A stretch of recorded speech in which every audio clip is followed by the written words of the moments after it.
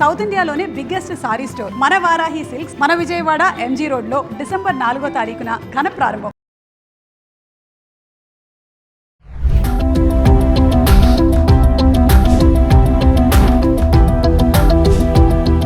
నమస్తే, welcome back to Suman TV. Present మనతో పాటు ఉన్నారు ఎనలిస్ట్ మందరి కృష్ణారెడ్డి గారు. నమస్తే సార్. నమస్తే అమ్మా. సార్, మొబైల్ గురించి మాట్లాడుకుంటే అంటే అసలు మొబైల్ లేని వాళ్ళే ఎవ్వరు లేరు. పిల్లల దగ్గర నుంచి పెద్దవాళ్ళ వరకు ఈ రోజుల్లో ఇది లేకుండా అసలు ఎవరి చేతిలో అయినా ఖచ్చితంగా ఇది ఉండాల్సిందే. ఇది లేకుండా ఈరోజు పని కూడా అవ్వదు. అంటే ఒక్క క్షణం ఇది కనబడకపోతే ఎంత టెన్షన్ పడిపోతారో అందరికీ తెలిసిన విషయమే. అయితే మొబైల్ వినియోగదారులందరికీ కూడా కేంద్రం మరి ఒక హెచ్చరిక చేస్తుంది.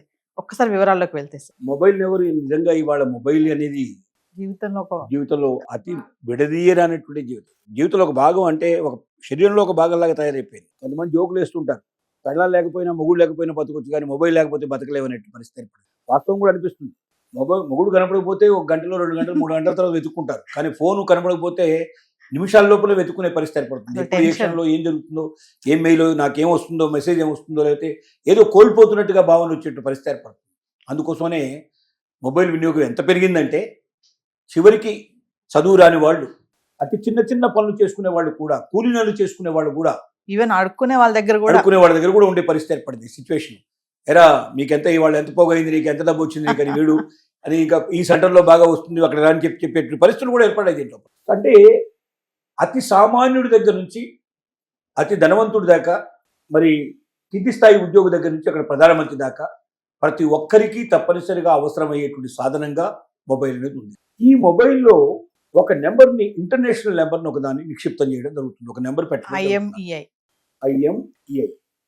అంటే ఇంటర్నేషనల్ మొబైల్ ఎక్విప్మెంట్ ఐడెంటిటీ అనేది దీంట్లో పెట్టారు. ఈ నెంబర్ చాలా ముఖ్యమైనది. 15 అంకెలు ఉంటుంది ఈ నెంబర్. ఈ 15 అంకెలు ఉండేటువంటి సంఖ్యను ఎందుకు పెడతారంటే, ఈ నెంబర్ ఎందుకు పెడతారంటే, ఒకటి, మన ఫోన్ ఒకవేళ ఎక్కడైనా మనం మిస్ చేసుకున్నట్టయితే, ఏ ఊళ్ళో పారేసుకున్నా, ఏ దేశంలో పారేసుకున్నా, నీ ఫోన్ ఎక్కడుందో వెంటనే తెలుసుకోగలిగే శక్తి ఈ నెంబర్కి ఉంటుంది.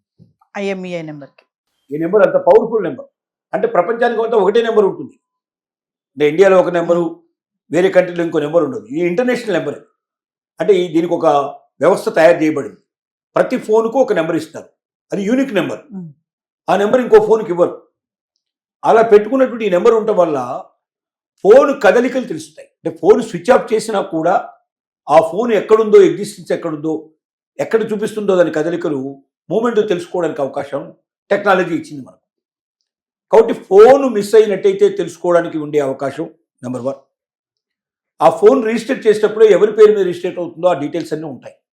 అంటే ఆ నెంబరు ఒకవేళ వీళ్ళల్లో ఎవరైనా తప్పు చేసినా, నేరాలు చేసినా, పోలీసులకు అందకుండా తప్పించుకునే ప్రయత్నం చేసినా, హత్యలు చేసినా, మరభంగాలు చేసినా, మరొకటి చేసినా, ఈ ఫోన్ వాళ్ళని పట్టించే అవకాశం ఉంది. దీని ద్వారా సులభంగా వాళ్ళు ఎక్కడ ఉన్నారో తెలుసుకొని వాళ్ళని పట్టుకొని వాళ్ళకి శిక్షలు, పెనాల్టీలు వేసేందుకు పాసిబిలిటీస్ ఉన్నాయి. అంటే ఒకవైపున తను ప్రొటెక్ట్ తన ఫోన్ను తను ప్రొటెక్ట్ చేసుకోవడానికి కాస్ట్లీ ఫోన్స్ ఉన్నాయి. 1,00,000, 1,50,000, 2 లక్షలు ఇవాళ చాలా పెరిగిపోతుంది, రోజు రోజుకి పెరిగిపోతుంది. ఐఫోన్లలో ఎన్ని రకాల వెరైటీస్ రావాలి, అన్ని రకాల వెరైటీస్ వస్తున్నాయి. ఈ లక్షల కొద్ది వెరైటీ ఫోన్లకు సంబంధించిన డబ్బు పెళ్లించడం ఒకటైతే, డేటా, ఫోన్లలో ఉండే డేటా చాలా గొప్ప డేటా. ఆ డేటా పోగొట్టుకున్నట్టయితే చాలా అవకాశాలు పోయే అవకాశాలు ఉన్నాయి, చాలా స్మృతులు పోగొట్టుకునే అవకాశం ఉన్నాయి.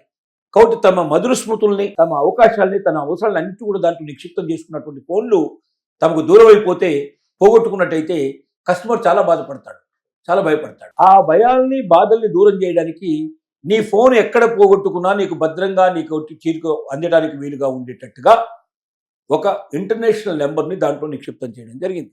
ఈ నెంబర్ని కొంతమంది ట్యాంపర్ చేసి మార్చేయడానికి ప్రయత్నం చేస్తారు. ఇవాళ రేపు ఒకవైపున కన్స్ట్రక్షన్ ఎంతవైపు పెరుగుతుందో డిస్ట్రక్షన్ కూడా అంతే పెరుగుతుంది.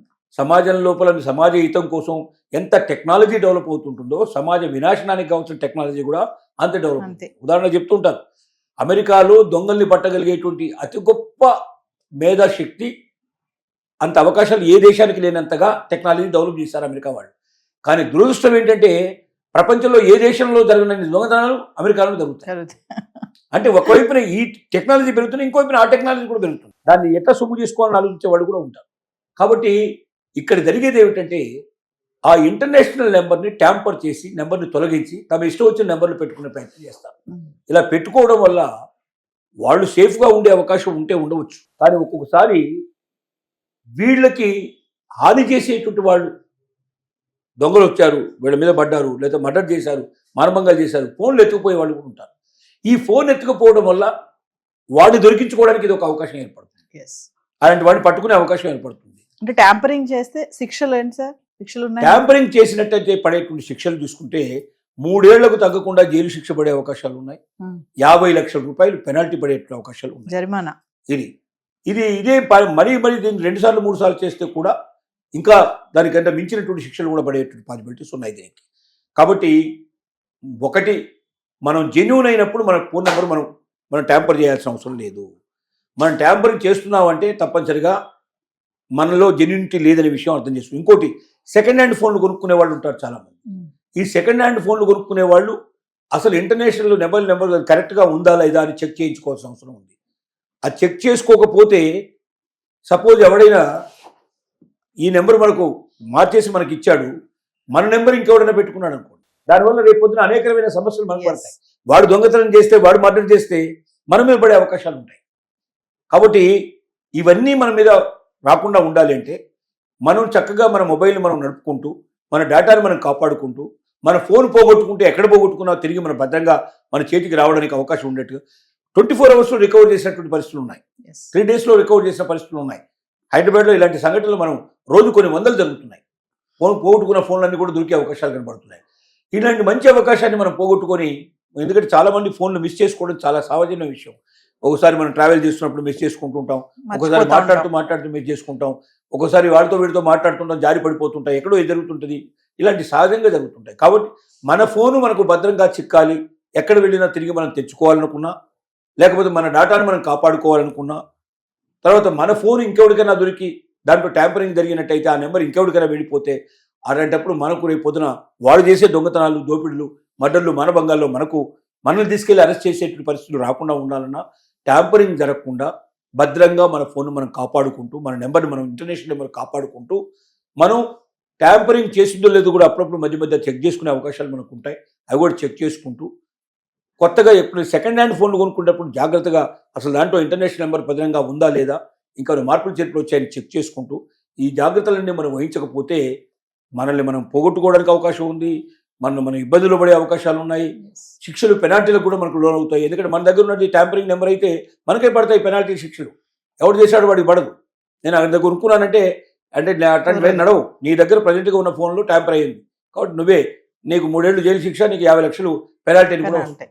కాబట్టి మనకు తెలియకుండా మన ఫ్రెండ్స్ ఎవరన్నా మార్చే ప్రయత్నం చేసినా అప్పుడప్పుడు ఆ ఇంటర్నేషనల్ నెంబర్ను కూడా మనం చెక్ చేసుకుంటూ అది భద్రంగా ఉందా లేదా అని చూసుకోవాల్సిన బాధ్యత ప్రతి ఒక్క మొబైల్ వినియోగదానికి ముఖ్యంగా ఉంది.